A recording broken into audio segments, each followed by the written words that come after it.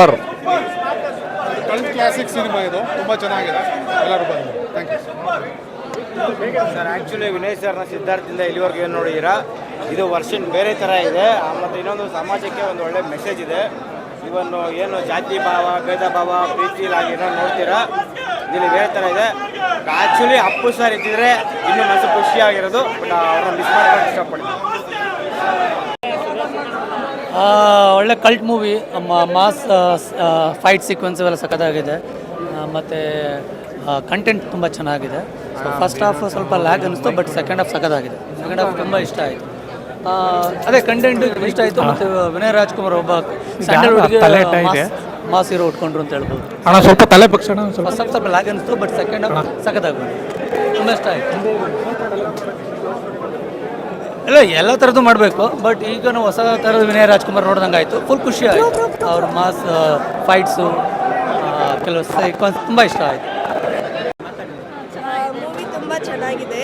ಈ ಸರಿ ಅವ್ರನ್ನ ಹೀರೋ ಲುಕ್ಕಲ್ಲಿ ನೋಡಿದ್ದೀವಿ. ಮುಂಚೆ ಎಲ್ಲ ಸಾಫ್ಟ್ ಬಾಯ್ ಥರ ಇತ್ತು, ಇವಾಗ ಚೆನ್ನಾಗಿ ಮಾಡಿದ್ದಾರೆ. Full action film.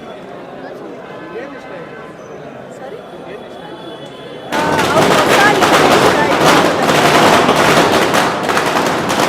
ಪೆಪ್ಪೆ first of all title super. Pepe PE super title.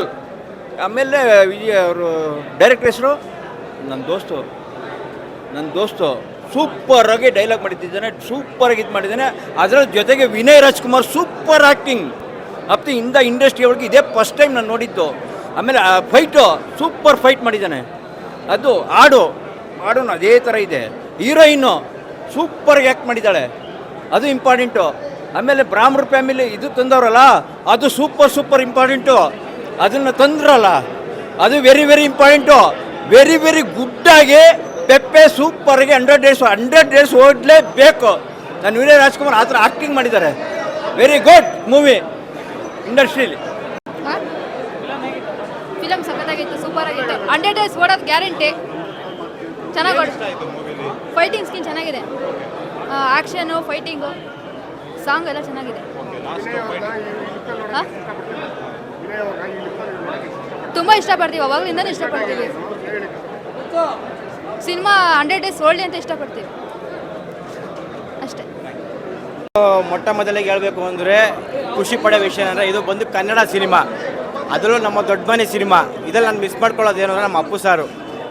ಯಾಕಂದರೆ ಅವರು ನಮ್ಮ ಕರ್ನಾಟಕಕ್ಕೆ ದೇವರಿದೆ, ಕರ್ನಾಟಕ ಪ್ರಪಂಚಕ್ಕೆ ದೇವರಿದ್ದಂಗೆ. ಸಿನಿಮಾ ಕೂಡ ಚೆನ್ನಾಗಿದೆ.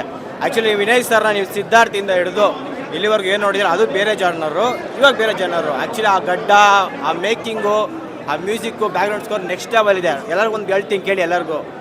ಬೇರೆ ಭಾಷೆ ಸಿನಿಮಾ ಅದಾಗ ಬಂದು ನುಗ್ಗೋದಲ್ಲ ಸ್ವಾಮಿ, ಕನ್ನಡ ಸಿನಿಮಾ, ಕನ್ನಡದವ್ರದ್ದು, ನಮ್ಮ ದೊಡ್ಡ ಮನೆ ಫ್ಯಾಮಿಲಿದು. ಆ್ಯಕ್ಚುಲಿ ಅಪ್ಪು ಸರ್ ಅಂದರೆ ಪ್ರತಿಯೊಬ್ಬರು ಕನ್ನಡಿಗರ ರಕ್ತದಲ್ಲಿ ಹರಿತಿದ್ದಾರೆ, ಆಯಿತಾ. ಅದನ್ನು ತೋರಿಸ್ಕೋಬೇಕು ಅಂತೇನಿಲ್ಲ. ಅವು ಕನ್ನಡಕ್ಕೆ ಒಳ್ಳೆ ಸಿನಿಮಾ ಬಂದಿದೆ. ದಯವಿಟ್ಟು ಕೂಡ ಎಲ್ಲರೂ ಕೂಡ ಚಿತ್ರಮಂದಿರಕ್ಕೆ ಬಂದು ಸಿನಿಮಾ ನೋಡಿ. ಮತ್ತು ಇನ್ನೊಂದು ಪೈರಸಿ ಮಾಡ್ತಿರೋರ್ಗೆಲ್ಲ ಒಂದು ಮಾತು, ಪೈರಸಿ ಮಾಡೋಂಗಿಲ್ಲ, ಬೇರೆ ವೀಡಿಯೋಗಳು ಪೈರಸಿ ಮಾಡ್ಕೊಳ್ಳಿ, ಕನ್ನಡ ಸಿನಿಮಾ ಅಲ್ಲ ಸ್ವಾಮಿ. ಒಂದು ಸಿನಿಮಾ ಮಾಡ್ಬೇಕಾದ್ರೆ ಒಬ್ಬ ಡೈರೆಕ್ಟರ್ಗಾಗಲಿ, ಪ್ರೊಡ್ಯೂಸರ್ಗಾಗಲಿ, ಒಬ್ಬ ಹೀರೋಗಾಗಲಿ ಎಷ್ಟು ಕಷ್ಟಪಟ್ಟಿರ್ತಾರೆ. ಅವ್ರ ಹೊಟ್ಟೆಪಾಡು, ಅವ್ರ ಕಷ್ಟ ಅವ್ರಿಗೆ ಗೊತ್ತಿರುತ್ತೆ. ಪೈರಸಿ ಮಾಡ್ಬಿಟ್ಟು ಬೇರೆ ಟೆಲಿಗ್ರಾಮಲ್ಲಿ ಅದು ಇದು ಬಿಡೋದಲ್ಲ.